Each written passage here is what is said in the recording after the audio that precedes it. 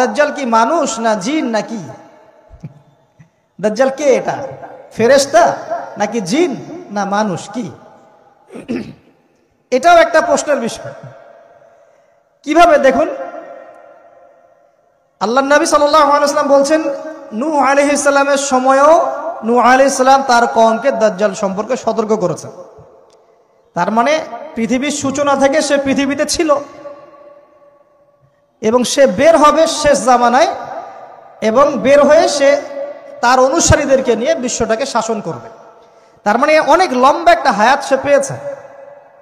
কোন জাতি এত লম্বা হায়াত পায় বলেন তো? কোন জাতি, মানব জাতি এত লম্বা হায়াত পায়? একটা মিস্টেরিয়াস ক্যারেক্টার দাজ্জাল। সে কি? তারপরে দেখুন নবী সাল্লাল্লাহু আলাইহি ওয়াসাল্লাম একটা হাদিসের মধ্যে বলেছেন যে তাকে ওই তামিম দারির ওই দ্বীপে বন্দী করে রাখা হয়েছে। আপনারা হাদিসটা জানেন? দ্বীপে বন্দী থাকা অবস্থায় তাকে সাহাবীরা দেখেছেন অনেক বিশাল আকৃতিতে, ঠিক আছে?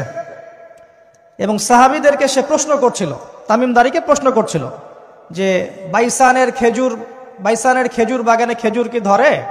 বলে হ্যাঁ ধরে। সে বলছে অচিরেই আর ধরবে না। তারপরে বলছে তাবারিয়া হ্রদে কি পানি আছে? সাহাবীরা বলছেন আছে। বলছে অচিরেই পানি থাকবে না। তোমাদের ওই উম্মি নবীর কি খবর? তখন সাহাবীরা বলছেন যে তিনি মক্কা থেকে মদিনায় হিজরত করে এসেছেন, বদরের যুদ্ধ হয়েছে, বালতির মতো তার অবস্থা, একবার এদিকে পাল্লা ভারী হয় একবার এদিকে পাল্লা ভারী হয়। মানে বদরে জিতেছেন, উহুদে বিপর্যস্ত হয়েছেন। তখন এই ব্যক্তি বলছে যে তোমাদের জন্য উত্তম হবে ওই ব্যক্তির অনুসরণ করা। দাজ্জাল এই কথা বলছে, তোমাদের জন্য উত্তম হবে ওই উম্মি নবীর অনুসরণ করা। তখন সাহাবীরা জিজ্ঞাসা করছেন আপনি কে? তো সে বলছে যে আমি হচ্ছি দাজ্জাল, আমাকে অচিরেই এখান থেকে মুক্ত হওয়ার অনুমতি দেয়া হবে, তখন আমি এই পৃথিবীটাকে শাসন করব। তো এখানে সাহাবীরা দেখে আসছেন, যারা দেখে আসছেন তারা পরে ইসলাম কবুল করেছেন। তখন তারা মুসলিম ছিলেন না, খ্রিস্টান ছিলেন। আর এখানে আমরা তাকে একটা বিশাল দেহি দেখলাম, শিকল দিয়ে বন্দী। আবার নবী সাল্লাল্লাহু আলাইহি ওয়াসাল্লাম একদিন মদিনার মধ্যে উমর রাদিয়াল্লাহু আনহুকে নিয়ে হাঁটছেন, সহিহ মুসলিমে আছে। খবর পাওয়া গেল যে মদিনায় একটা যুবক ছেলে আছে, ইহুদি মায়ের সন্তান একটা যুবক ছেলে, যার চুলগুলা কোকড়ানো, চোখটা একটু ফোলা, যার আলামতগুলো দাজ্জালের সাথে মিলে যাচ্ছে। তখন নবী সাল্লাল্লাহু আলাইহি ওয়াসাল্লাম ওমর ইবনুল খাত্তাবকে নিয়ে ওদের বাসায় গেলেন। দেখলেন খেজুর বাগানে সে বসে আছে, মনোযোগ দিন।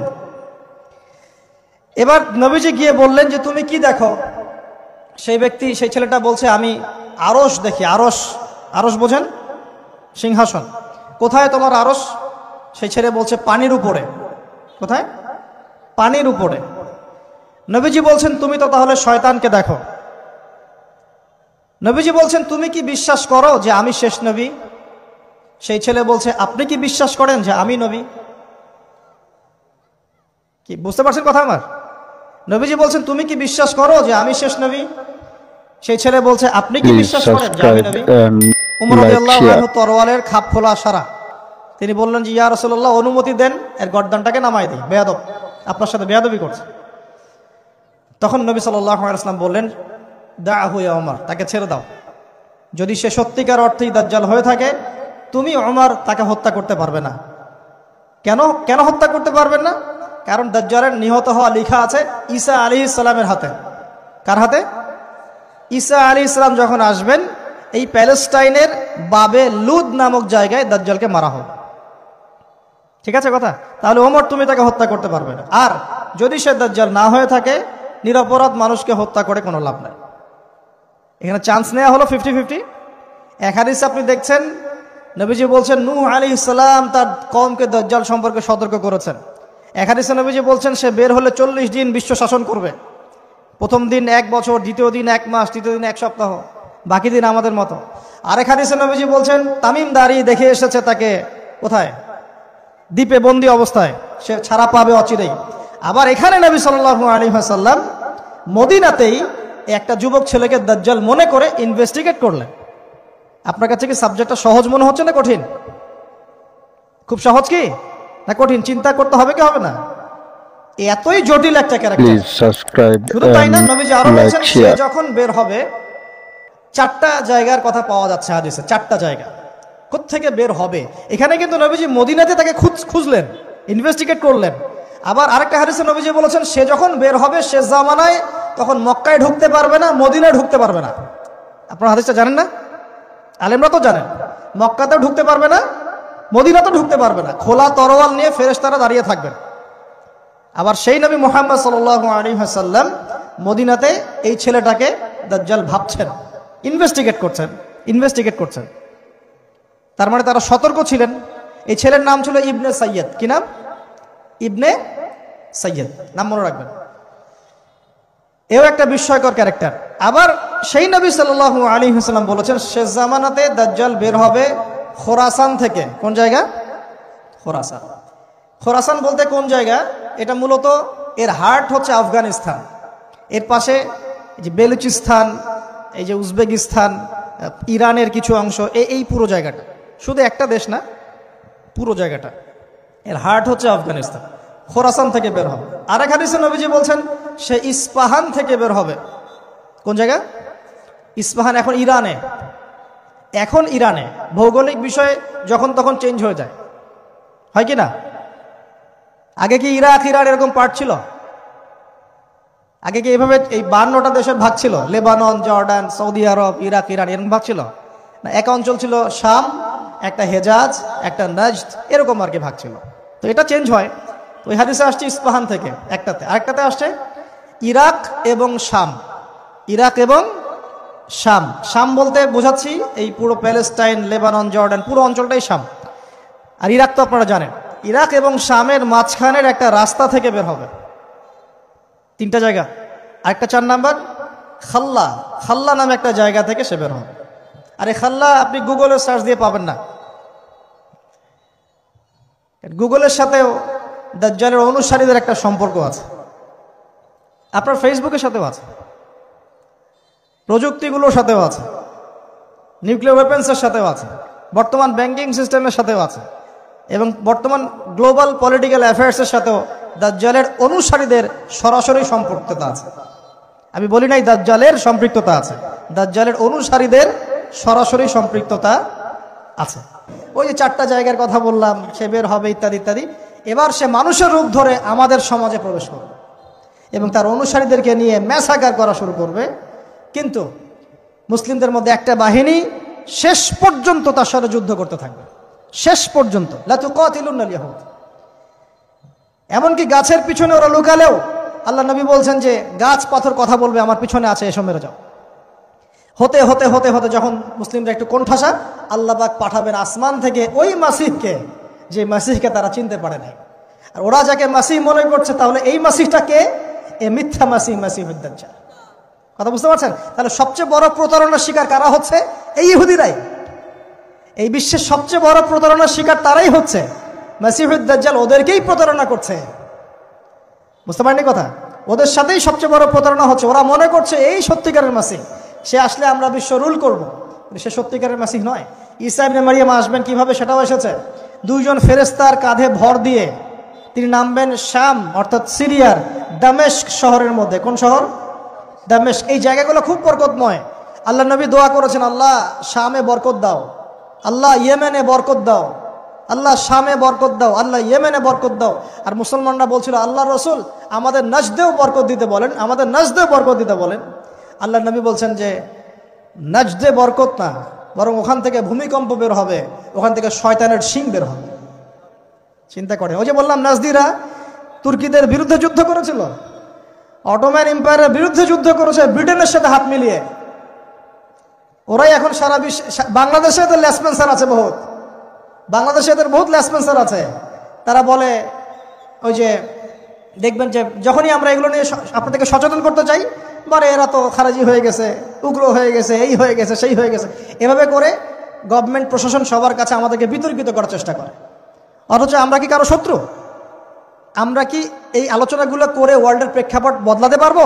পারবো না। কিন্তু আমাদের প্রজন্মকে আমরা জানাতে তো পারবো, যাতে তারা আত্মবিশ্বাসী হয়ে গড়ে ওঠে যে আমরা এই নতজানু মনোভাব নিয়ে পৃথিবী থেকে যাবো না ইনশাল্লাহ।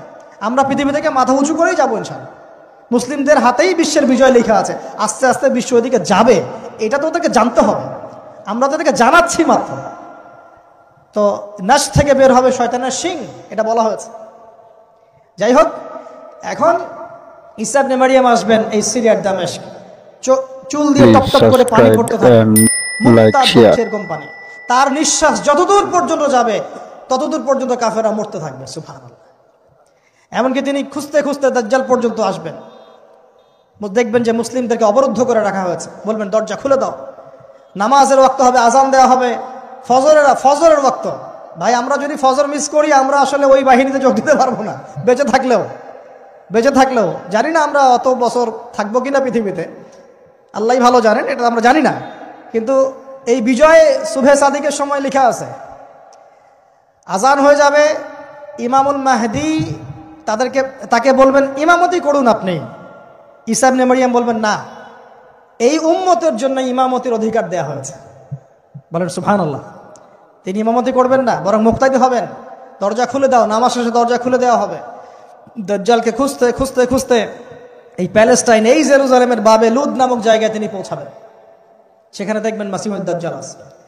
দাজ্জাল তাকে দেখার সাথে সাথেই লবণের মতো গলতে শুরু করবে, সেখানে তিনি তাকে হত্যা করবেন। প্লিজ সাবস্ক্রাইব একজন করে এই সন্ত্রাসী যারা এখন এই নিরীহ মানুষদেরকে হত্যা করছে, এদেরকে হত্যা করা হবে একজন করে, একজনকে ছাড়া হবে না। আমি জন্য বলছি, মন থেকে বলছি, এই যে এক একটা আমাদের বাচ্চা, আমার এক একটা বাচ্চার রক্তের প্রতিশোধ নেওয়া হবে ইনশাআল্লাহ। আমাদের এক একটা বোনের ইজ্জতের প্রতিশোধ নেওয়া হবে ইনশাআল্লাহ।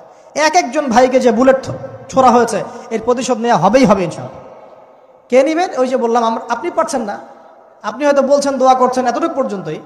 ইনশাআল্লাহু তাআলা আল মাহদি আর ঈসা ইবনে মারইয়াম সেটা করে দেখাবেন। তারপরে সেখান থেকে তিনি ইসলামী খেলাফা রিস্টোর করবেন। 40 বছর তিনি পুরো বিশ্বকে শাসন করবেন। কত বছর? তখন অবস্থা এত সুখ সমৃদ্ধির হবে, একটা ডালিমের খোসার নিচে একটা পরিবার আশ্রয় নিতে পারবে। একটা ডালিম দেখেছেন কতটুকু?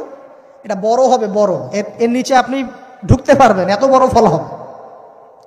উর্বর হবে মাটি, সবুজ শ্যামল, বৃষ্টিপাত বেশি হবে, এগুলো হতে থাকবে। এর মাঝখানে আবার ইয়াজুজ মাজুজ বের হবে। ইয়াজুজ মাজুজ বের হওয়ার পরে পৃথিবী ম্যাসাকার করবে। তারা এমনভাবে পৃথিবীতে ম্যাসাকার করবে যে ঈসা আলাইহিস সালাম এবং তার অনুসারীরা তুর পাহাড়ে গিয়ে লুকাবেন, আত্মগোপন করবেন, এবং তাবারিয়া হ্রদের পানি তারা খেয়ে ফেলবে। পরের দল এসে বলবে কোনো এক সময় মনে হয় এখানে পানি ছিল, মানে পানি সব খেয়ে সাবার করে ফেলবে। আর বুঝতে পারছেন? ঈসা আলাইহিস সালাম দোয়া করবেন, আল্লাহ এই আযাব থেকে আমাদেরকে তুমি বাঁচাও।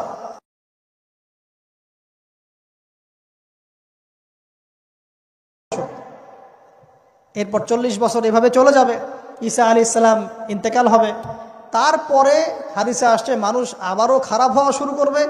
এত খারাপ হবে, এত জঘন্য হবে যে আল্লাহ শব্দটা বলার মতো একটা মানুষ আর পৃথিবীতে থাকবে না। একটা মিষ্টি মৃদু একটা বাতাস আসবে, এই বাতাস মুমিনদের বগলের নিচ দিয়ে প্রবাহিত হবে, এবং যার অন্তরে এক সরিষা দানা পরিমাণ ঈমান আছে, ওই বাতাসে তার জান কবজ হয়ে যাবে। বাকি থাকবে সব এই যে গরু ছাগল হাঁস মুরগির মতো মানুষ, গবাদি পশু। আল্লাহ বলার মতো মানুষ নাই, রাস্তা মরে মরে জেনা করবে। এটা আরো অনেক পরের কথা, অনেক পরের কথা। আমরা ওই যুগ দেখতেও চাই না, বাঁচতেও চাই না ওই যুগে, তাই না ভাই? আল্লাহ পাক বলছেন এরপরে, আল্লাহ রাসূল সাল্লাল্লাহু আলাইহি ওয়াসাল্লাম বলছেন এরপরে একদিন সকালে হঠাৎ করে দেখবে কেনা বেচা করতে করতে, কথা বলতে বলতে, পানি পান করতে করতে, খাবার খেতে খেতে এই যে পশ্চিম দিক থেকে সূর্য উঠে গেছে। তার মানে কি? ওই দিন কিয়ামত হয়ে যাবে, এবং এটা এত ফাস্ট হবে, এত দ্রুত হবে। আল্লাহ রাসূল সাল্লাল্লাহু আলাইহি ওয়াসাল্লাম বলেছেন যে কেউ বাসায় ফিরে যাবে, আহাল পরিবারের সাথে একটা দেখা করবে, এই সুযোগ পাবে না। একদম ইনস্ট্যান্ট ডেথ হবে। একটা বজ্রনীনাদ, প্রচন্ড মানে শব্দ, এটাতে বিকট একটা শব্দে পুরো মহাবিশ্ব তোলপাড় সৃষ্টি হয়ে যাবে, একদম শেষ। এই হলো সিঙ্গার প্রথম ফুক, শেষ, সব ডেড। এই যে আমাদের এত বাহাদুরি, এত কিছু সব শেষ, মানে পৃথিবী আস্তে আস্তে ওর শেষের দিকে যাচ্ছে। এগুলো ভাই বিশ্বাস করেন, পৃথিবীর সমস্ত সংগঠন, জালেম, কাফের, ফাসেক, মুশরিক, মুনাফিক যা আছে পৃথিবীতে, একত্রিত হয়েও এই সত্যটাকে কেউ টলাতে পারবে না। আমরা সারা মুসলমানরা মিলেও যদি এই সত্যটাকে টলাতে চাই, পারবো না। মানে আস্তে আস্তে আলটিমেট গোল এটাই পৃথিবীর। এরপরে কিয়ামত, তারপরে তো আপনারা জানেন কি হচ্ছে, ফামান ইয়ামাল মিসকালা যাররাতিন খায়রান ইয়ারাহ এক চুল পরিমাণ যদি ভালো কাজ কেউ করে থাকে তাকে সেটা দেখানো হবে। ওয়া ইয়ামাল মিসকাল যাররাতিন শাররান ইয়ারা, এক চুল পরিমাণ খারাপ কাজ আমরা কেউ করে থাকলে দেখানো হবে। তবে যারা লা ইলাহা ইল্লাল্লাহ এই তাওহীদের উপর থাকবে, যত বড় গুনাহ করুক না কেন আল্লাহ মাফ করে দেবেন ইনশাআল্লাহ, ইনশাআল্লাহ। কারণ আমাদের জন্য নবী সাল্লাল্লাহু আলাইহি ওয়াসাল্লাম সুপারিশ করবেন। তাই বলে কি আমরা গুনাহ করতে থাকবো এখন? এটা নবী সাল্লাল্লাহু আলাইহি ওয়াসাল্লামের শান, তার মর্যাদা। আল্লাহ রাসূল সাল্লাল্লাহু আলাইহি ওয়াসাল্লাম এই কথা বলে গিয়েছেন যে কবিরা গুনাহগার মুসলমানদের জন্য আমি সুপারিশ করব। তাওহীদের উপর যারা থাকবে ইনশাআল্লাহ জান্নাত, শিরকে থাকলে, কুফরিতে থাকলে জাহান্নাম ছাড়া কোনো গতি নাই। এই হলো পৃথিবীর শেষ। আমরা তো জান্নাতে যেতে চাই কি চাই না ভাই? তাহলে এখন আমরা জানি যে এই অবস্থা কেন হচ্ছে, কেন জেরুজালেম নিয়ে এত কিছু হচ্ছে, কেন ওখানে ওরা এত অত্যাচার করতেছে। ওরা কি চায়? ওরা চায় এই জায়গা শুধু না, পুরা হোলি ল্যান্ডটা দখল করতে চায়। তারা দাজ্জালের জন্য মঞ্চ প্রস্তুত করতে চায়, সোজা কথা। তারা মুসলিমদেরকে সেখান থেকে বের করে দিয়ে ওই জায়গাটা একটা দাজ্জালীয় স্টেট কায়েম করতে চায়। সেখান থেকেই মাসিহুদ দাজ্জাল বিশ্বকে নেতৃত্ব দিবে, এমনটা আসতেছে ভবিষ্যতে। তবে সেই নেতৃত্ব, সেই রাজত্ব, সেই ক্ষমতা চিরস্থায়ী হবে না। মুসলিমরা আবার জেগে উঠবে ইনশাআল্লাহ। ওই জায়গায় ঈসা আলাইহিস সালাম যতক্ষণ খিলাফা কায়েম করছেন না, কিয়ামত হবে না। Please subscribe and like, share. কি সুন্দর।